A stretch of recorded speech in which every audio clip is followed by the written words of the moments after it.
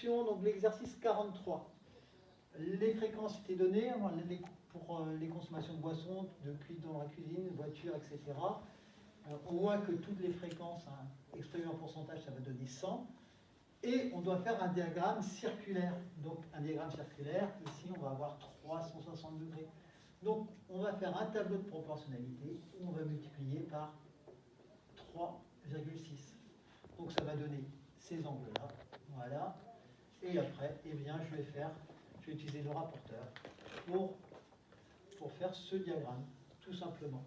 Alors, bon, dans une autre vidéo, j'avais dit qu'on pouvait faire des fréquences cumulées, mais ça, c'est optionnel.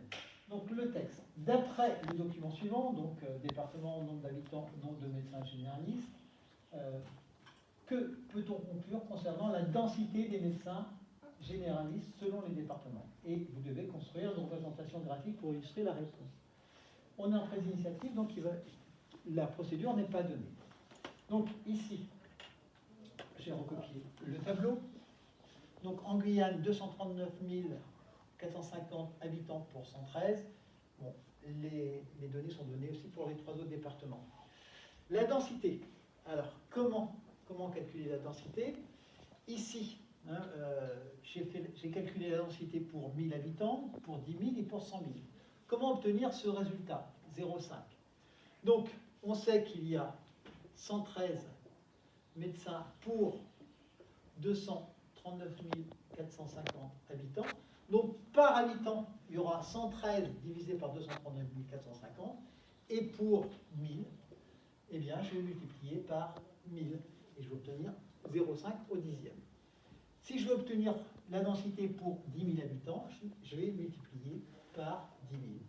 Et si je veux la densité pour 100 000 habitants, je vais multiplier par 100 000. Voilà, donc là, j'ai reporté les résultats. Et il va falloir choisir. Donc là, c'est une initiative. 0,5, 0,8, 1,4, 1,4, c'est pas suffisamment précis. Ici, j'ai 4,7, 7,6, 14,2, 13,9, ça semble bien. Et là, 47,2, 75,8, 141,8 et 139,5, ça pourrait être bien, mais ça, c'est suffisant. Donc, on va choisir de représenter ce tableau. Donc, ici, pour le 1, j'ai 4,7. Donc, j'ai représenté déjà 0, 2, 4, 6, 8, 10, 12, 14. Le 1, c'est la Guyane. Donc, en Guyane, on voit qu'il y a 4,7 médecins généralistes pour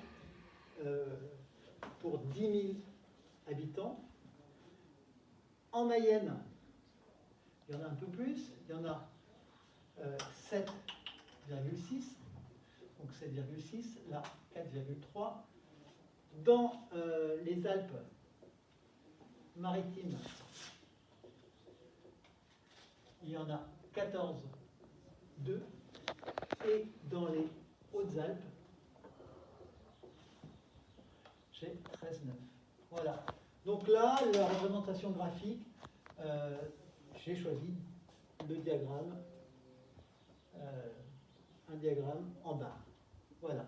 J'aurais pu choisir un diagramme en bâton, mais un diagramme en barre, c'est plus représentatif. Je ne peux pas utiliser les camemberts, puisque ce n'est pas une fréquence sur 6%. Voilà. C'est bon. Donc juste, vous, quand vous ferez ce graphique, utilisez les carreaux, des petits carreaux, et c'est relativement simple à faire.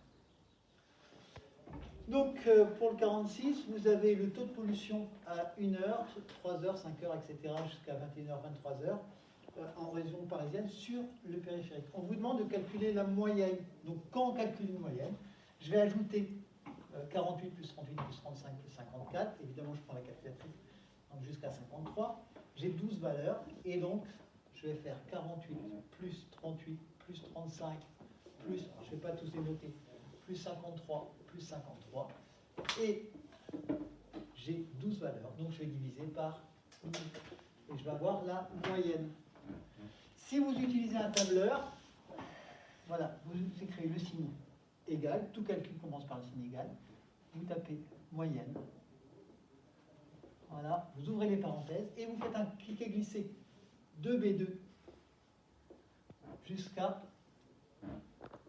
B13, et vous obtenez le résultat, donc 52,58. Si on fait un graphique, là j'ai fait un graphique, et là on voit l'évolution de la pollution selon les heures. On voit que le pic de pollution ça serait vers 13 heures. Alors là, il faudrait que je remonte un peu le tableau. Donc là, l'intérêt de ce schéma, de cette représentation graphique, c'est de voir l'évolution. Donc pour chaque représentation graphique a son utilité. Apport journalier recommandé en protéines de 10 à 15%, lipides de 30 à 35%, glucides de 50 à 55%. Voilà. Construire un diagramme semi-circulaire, c'est-à-dire voilà, sous cette forme. Donc là, on va trouver 180 degrés, représentant une répartition des apports journaliers conformes à ces recommandations. Donc, si je prends les valeurs minimum 10, 30 et 50, ici 10, 30 et 50, j'obtiens 90. Voilà. Donc, je ne suis pas à 100%. Si je prends les valeurs maxi, 15, 35 et 55, j'ai 105. Donc, je ne suis pas à 100%. Donc, il va falloir faire des calculs. Si je fais la moyenne entre mini et maxi, bien 97,5, ça ne va pas. Donc, je vais pouvoir faire une première solution. Ça va être de modifier en restant dans la fourchette. 12,5, j'ajoute 1,5, j'obtiens 14. 0,5 à 32,5, j'obtiens 33 et 53 pour obtenir 100%. Et là, donc l'angle ici étant de 180, je vais multiplier par 1,8.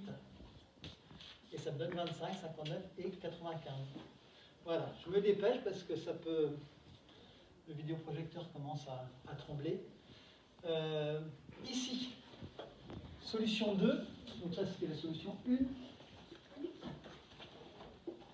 Solution 2, j'ai 90 degrés et l'angle ici fait 180. Donc il suffit de multiplier par 2 et je vais obtenir l'angle de 20, 60 et 100. Et ensuite, je vais calculer le pourcentage en divisant par 1,8. Voilà, tout ça, ce sont des tableaux de proportionnalité. Solution 3. Donc je pars des 105 ici. Pour arriver à 180, je vais diviser par 105, parce que 105 divisé par 105, ça fait 1, et je multiplie par 180. Et je vais obtenir ces angles-là, et ensuite, je divise par 1,8 pour avoir le pourcentage. Et solution 4, voilà. Je prends ici 15%, c'est-à-dire la valeur maxi, là, 35, c'est-à-dire la valeur maxi, et 50, la valeur mini. 15, 35 et 50, ça fait 100. Et je multiplie par 1,8. Voilà. Vous choisissez la solution qui vous semble correcte. Moi, je vais choisir cette solution. Voilà. Donc, mon diagramme semi-circulaire, je l'ai commencé. Voilà. Je sais que j'ai un angle à 20, à 60 et à 100. Donc, je positionne mon rapporteur 20. 20 plus 60, ça donne 80. Et il va me rester. Voilà, donc je prends ma règle, je trace. Voilà, je peux colorier en bleu, en jaune, en rouge. Voilà, j'ai les angles et ensuite je vais noter les pourcentages. Donc là, ça va donner 11,1%, 33,3% et 55,6%. Et je vais noter donc protéines.